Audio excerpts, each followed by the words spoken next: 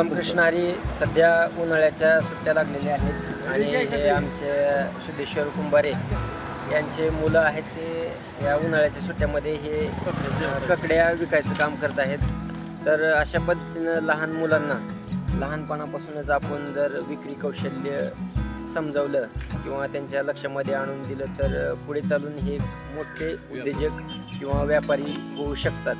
म्हणून शेतकऱ्याच्या पोरांनी आपल्या शेतामधला जो कच्चा माल आहे तो स्वतः विकलं तर निश्चितच आपली शेती हे फायद्यात राहते. तर तू किती वेळ तर हा मुलगा 7वीला आहे. तू किती वेळाच बा? आणि तो मुलगा सिद्धेश्वर कुंभारेंचा आहे, 9वीला आहे आता सध्या.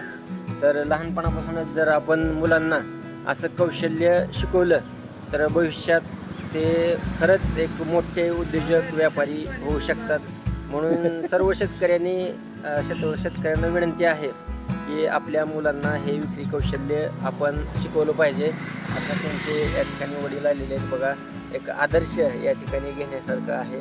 आपण जर आपल्या मुलांना शाळेमध्ये विक्री कौशल्य हे शिकवलं जात नाही किंवा पुस्तकी ज्ञान शिकवलं जातं, परंतु प्रॅक्टिकल ज्ञान या ठिकाणी पाहायला मिळतं. व्यापार कशा पद्धतीनं केला जातो, काय केलं जातं हे मुलांच्या लक्षामध्ये येतं.